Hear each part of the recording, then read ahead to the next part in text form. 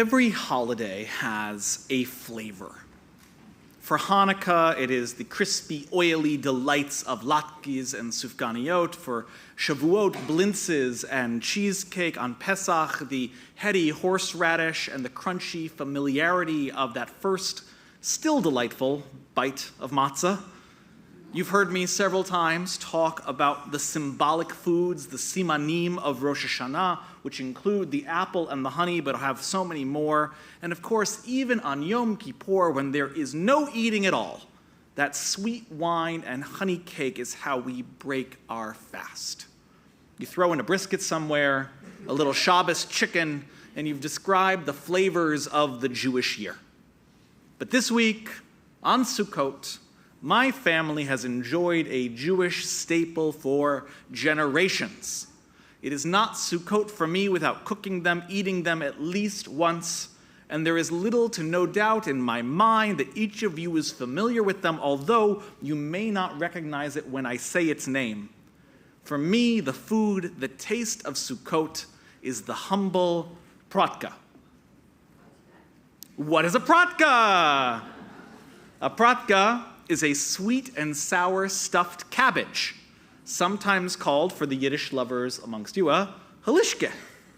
First, you boil the cabbage until the leaves are soft and pliable. Then you core the thing. Then you peel the leaves off. You stuff it filled with spiced rice and meat, and you fold them into little sealed pockets. You put them in the rich red tomato sauce. You put them in. You bake them for hours. They come in multiple sizes. The biggest one I've ever seen is actually here in Toronto at United Dairy Bakers. If you order there a cabbage roll, you get a single gigantic vegetarian thing. And then, of course, there's the teeny tiny little ones that I make when I'm trying to use the very last leaf of the cabbage and am scrapping the bowl for the last bits of stuffing. The pratka, I have learned, is a mystery, because plenty of people have heard of stuffed cabbage, and lots of people recognize the word halishke. But in my life, my family, we were the only ones that called them pratkas, even in Israel. When I would make them, and I kept the tradition strong every year on Sukkot, my next-door neighbor, who was a native Yiddish speaker, had never heard the word. But I persisted. And recently, I discovered a fascinating article from quite a bit of time ago in the foreword about the one and only Philadelphia pratka. The foreword's language columnist there, Philly Logos, fielded this question from a once Philadelphian, now Manhattanite. Quote, "Every current or former Jewish resident of Philadelphia whom I know calls stuffed cabbage pratkas. I've never heard the Yiddish word halishke until I came to the city in 1960 to eat at Lou Siegel's. I asked for pratkas. The waiter had no idea what we were talking about, and it took forever to straighten them out." End quote. Now, those of you who know a little bit about me, my family, know that I am from Denver. I was born there, and I was raised there. But my parents are from Long Island. And yet, my paternal grandmother, Leona, she was from Philadelphia. Finally, a clue. The linguist from the foreword continues, the origin of the Yiddish word prakas, singular pratka, meaning a stuffed cabbage, is Turkish. It comes from the Turkish word yaprak. Yaprak means leaf in Turkish. Well, yaprak dolma is a stuffed leaf. You've almost certainly had dolmas somewhere in this world. And the Turks have been, in their cuisine, great stuffers of things, mostly of vegetables like peppers, squash, and eggplant. But when it came to leaves, they largely limited themselves to grape leaves, filled with rice and meat, combinations of the two. They bequeathed this tradition, along with a little bit of Turkish, to the other people of the Ottoman Empire. He continues, it's not surprising, as you move north of the Balkans, that what replaces the grape leaf is the cabbage leaf as the prevalent form of leaf wrapping, even as the Turkish word continues to get used from them. And Influenced by the Ottomans, the Romanians, the Moldovans, the southern Ukrainians, Yiddish-speaking Jews in all those places call a stuffed cabbage a prake. Presumably, the word reached them via Sephardic merchants from the Balkans in the 15th or 16th century with their yaprakes, right? Yapraka doma. But then it lost that first syllable. It lost the ya and just became a prake. But the Turkish-derived prakas travels only so far because eventually it runs into the language of the Slavic and the Germanic peoples that stop it from getting much further than Ukraine or other areas of Eastern Europe. And the Slavic term for stuffed cabbage comes from adding a diminutive to the various Slavic words for dove, which come as golub or cholub or gulub, because, theoretically at least, a stuffed cabbage was imagined as a little dove breast served on a plate. And thus you get galapches, halepches, galampkes, and holeshkes, and olapches, and olishkes, and olefkes, which is all the same food. How then did the Philadelphia Jewish community alone come up with the idea of calling it the prake? The author shrugs. It could be immigration patterns, it could be identity politics, it could be that, quote, back in the 1880s, there was a Philadelphia Jewish housewife who came from southern Ukraine, was renowned for her stuffed cabbage, she called it prakas, and that set the tone. It's hard to pin it down, end quote.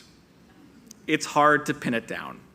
Let me throw out a few extra discoveries that I uncovered while talking to my family about our prakas.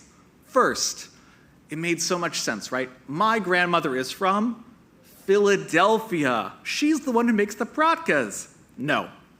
Hers isn't even the recipe that we use. She and her mother, my great-grandmother Yetta, they made a stuffed cabbage that had a brown gravy on a stovetop.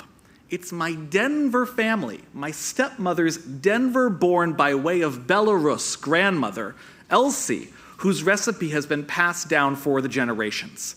And what did she call this dish? Also prakas. Did she ever live in Philadelphia? No. Not a day in her life. Did her parents? No. Straight from Ellis Island right out to the western. Are we secretly Turkish Sephardim? No. We are 100% Ashkenazi, my entire family, until I married Rabbi Baruchel. Does this particularly excellent article answer anything onto the linguistic origin of the dish in my family? No. Not a clue. Not a single one. Second, and this nearly destroyed me, prakas are, according to Jewish chef and food blogger Ita Werdiger Roth, not traditionally a Sukkot food. They are a Simchat Torah food. Why? Because the little rolled cabbages, when you put them next to each other, they look like a Torah scroll. She also argues that it's an excellent Chag meal for people who are traditionally observant because you prepare them ahead of Shmini Atzeret, they keep well, and then you warm them up on the blecht while you dance with the Torah. Although, thank God for her, celebrated cookbook queen Joan Nathan slaps back and says, absolutely not. This is a Sukkot staple. It has been for literally generations of North American Jews. And finally, Yehuda Shuprin, a Chabad rabbi, finds some middle ground. He teaches that there is a tie between stuffed cabbage, this German peasant food, this Eastern European peasant food, and the great invocation of Hoshana Rabbah, the very last day of Sukkot that goes into Shmini Atzeret. So both Sukkot and Simchat Torah. Now this requires a little bit of German. In Hebrew, on Hoshana Rabbah, we say, Kol Mevaser, the voice of the herald calling us into our joy.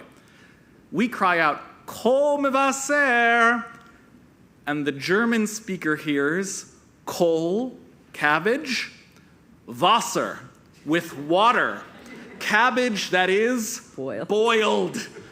And the simple Yids of Germany, they rush to prepare the dish. And that's how you ended up with stuffed cabbage for both Sukkot and Shmini Atzeret and Simchat Torah. No answers tonight. My dear friends, however your family is celebrating Sukkot, however you are celebrating Shabbat this evening, may the sweetness and the hope of a new year infuse your table, your gathering, and your family. May the memories that we build for our generation endure. May the traditions that we have inherited continue to strengthen us. And may the flavor of our holidays always bring us joy. Moadim lesimcha, hagim uzmanim lesason. Shabbat shalom. Shalom. We will begin the